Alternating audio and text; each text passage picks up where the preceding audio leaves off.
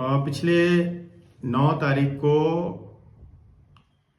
हमने एक प्रेस वार्ता कर श्यामा प्रसाद मुखर्जी विश्वविद्यालय के तत्कालीन कार्यवाहक कुलपति डॉक्टर नितिन मदन कुलकर्णी, कुल सचिव नमिता सिंह और वित्त अधिकारी आनंद मिश्रा ने मिलकर लगभग 60 करोड़ रुपए का गबन करने का मैं साक्ष्य के साथ प्रेस वार्ता किया और महामहिम राष्ट्रपति महोदय से मांग किया कि इसकी स्वतंत्र एजेंसी से जांच कराई जाए। इसकी प्रति हमने माननीय प्रधानमंत्री कार्यालय, शिक्षा मंत्री कार्यालय और मुख्य सचिव को हम लोगों ने देने का काम किया। इसका जो है स्पीड पोस्ट से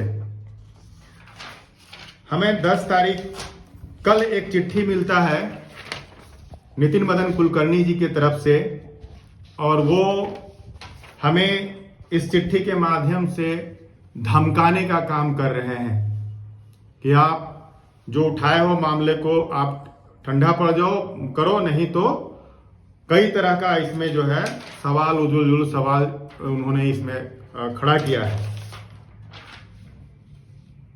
और इधर मुझे धमकाया और दूसरे तरफ उन्होंने श्यामा प्रसाद मुखर्जी विश्वविद्यालय के वर्तमान वीसी तपन कुमार सांडिल्य जी के पास एक लेटर जारी कर कि मैं जो आरोप लगाया हूं तत्कालीन उस समय क्रय विक्रय या अन्य उसका विस्तृत विवरण दिया जाए।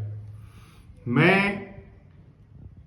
ने जो कहा था कि महामहिम राष्ट्रपति महोदया इनका जो है तत्काल जो हटा देना चाहिए, मैं कह रहा हूं कि इन्हें वहां से निलंबित करके जांच करनी चाहिए, इसलिए कि ये प्रभावित कर रहे हैं। मैं आशंका जताया था कि ये लीपापोती कर सकते हैं, इसलिए हटाया जाए, और उन्होंने मेरे आशंका को पूरी तरह से साबित कर दिया। तपन कुमार सांडिल्य को ये लेटर जारी करके जो खरीद बिक्री हुई थी वो आप हमको विस्तृत प्रतिवेदन दें। आपको क्यों दें, क्यों आपको दिया जाए? आप खुद उसमें संलिप्त हैं, आप मांग रहे हैं, इसका मतलब आप लिपापोती करना चाहते हैं। मैं इसका विरोध कर रहा हूं और तपन कुमार सांडिल्य जी को जो कुलपति हैं श्यामा प्रसाद मुखर्जी विश्वविद्यालय के, मैं उनको आगाह किया हूं कि आप कोई भी प्रतिवेदन नहीं दें, क्योंकि यह मामला महामहिम राष्ट्रपति महोदया, प्रधानमंत्री कार्यालय और शिक्षा मंत्री के यहाँ ये लंबित है, जो संगीन मामला है। तो ऐसी परिस्थिति में अगर आप कोई भी कागजात के साथ छेड़छाड़ करते हैं तो ये माना जाएगा कि अभी के भी कुलपति इसमें जो है इस व्यूह रचना में, इस षड्यंत्र में, घपले घोटाले में आप भी शामिल हैं। नहीं तो जब तक स्वतंत्र एजेंसी की जांच नहीं होती है तब तक अगर आप ये देंगे, मैं उन लोगों को उनके नाम का एक जो है उनको एक ज्ञापन उनको मांग पत्र में दे दिया हूं। मेरी कहना है मुझे कि कोई भी व्यक्ति जो घपले घोटाले करता है वो खुद मांगे कि हम जांच करेंगे, कहां का है न्याय? हमको प्रतिवेदन दो। इसका मतलब है कि मैंने जो आरोप लगाया, आशंका ही नहीं, हम कंफर्म में बोला था, वो भी साबित कर दिए। इसका मतलब आपने जो क्रय किया था अपने हाथों से किया था, और तो ये आप गलत किए हैं ना, तभी तो आप मांग रहे हैं। आप ही थे, आप ही अपनी क्रय का और सब चीजों का आप मांग कर रहे हैं। और बड़ी बात है कि ये राजभवन सचिवालय का दुरुपयोग कर रहे हैं माननीय नितिन कुलकर्णी जी। वे वहां के अर्दली के माध्यम से यहां हमें नोटिस भिजवाया जाता है, डाक के नहीं, वो खुले लिफाफे में हमें दी जाती है। इसमें कोई नाम पता नहीं, खुले लिफाफे में खुले दी जाती है। और अर्दली, ये क्या घर का मामला है? नितिन जी इसको घर का मामला बना लिए हैं। मैं सवाल कर रहा हूं। हमें वो धमकी ना दें। अगर ये कहना चाहते हैं कि हम चरित्रवान हैं, स्वच्छ हैं, ईमानदार हैं, तो मैं उनका वेलकम करता हूं, स्वागत करता हूं कि आप उतने ही मजबूती से अपने आप को खड़े रहिए और कहिए कि हाँ, इस जांच का सामना करने के लिए हम तैयार हैं, और उस पद पर जो आप बैठे हुए वहां से हटिए, स्वतः हट जाइए और कहिए कि जांच हो जाए। तब माना जाएगा कि आप सचमुच में जो बेदाग हैं, स्वच्छ हैं, चारित्रिक रूप से हैं।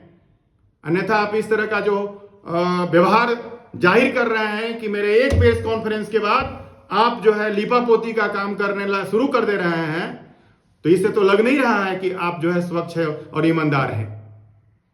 मैंने जिन बातों का, जिन चीजों का मैंने आरोप लगाया, आप उस बिंदु पर आपने कुछ नहीं इस में आपने लिखा है। मैंने सवाल खड़ा किया कि आप जो है तत्कालीन कार्यवाहक कुलपति थे, वो सिर्फ कार्यों का देख रेख करने का आपका काम था, न कि कोई भी नीतिगत फैसला लेना और पैसे खर्च करने का अधिकार नहीं थे। आपने वैसा क्यों किया?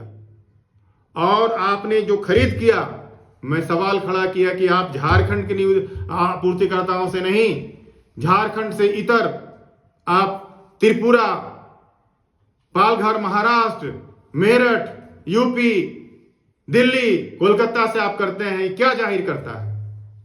आपके पहले के कुलपति मुंडा जी ने 4 निविदा आए थे उनके पास बाहर का, एक निविदा रांची का, तो उन्होंने उसे रद्द करने का काम किया कि झारखंड के लोग नहीं हैं। और आप एक भी झारखंड का नहीं, आपने 7.5 करोड़ रुपए का काम किया और एक भी जो है रांची का नहीं।